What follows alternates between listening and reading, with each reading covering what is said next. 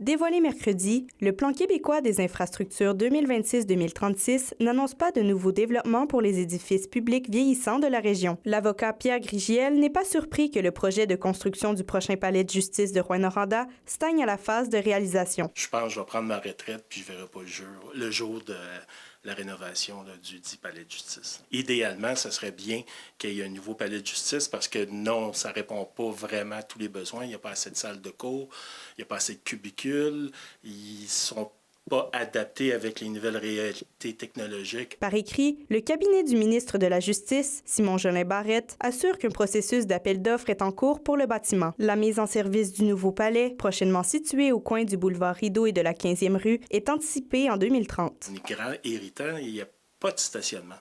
Vous allez voir, passer devant le palais de justice, vous allez voir un grand stationnement, mais il y a juste 2 rangées dédiées pour le public, mais on ne peut pas dire que là, c'est un frein à la justice. Je n'irai pas jusqu'à dire ça. Du côté de l'hôpital d'Amos, aucune somme précise n'a été statuée pour son agrandissement et sa réfection. Le PQI révèle toutefois que la totalité des investissements nécessaires a été prévue. Le ministre Legault, à l'automne, avait dit on va faire une annonce importante à court terme, à très court terme, qu'il avait dit. Et très court terme, là, c'est moins de 6 mois.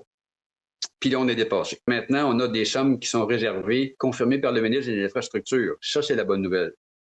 Et c'est la première fois qu'on a une nouvelle comme celle-là. Alors, ça, c'est la bonne nouvelle. Mais la zone grise, c'est qu'on n'a pas de délai, on n'a pas d'annonce qui est faite. Le gouvernement se dit prêt à lancer le chantier, qui est encore à l'étape de la planification, dès que Santé Québec lui en aura fait la demande officiellement. Santé Québec rappelle que l'étape de la planification est nécessaire pour établir les paramètres budgétaires et l'échéancier.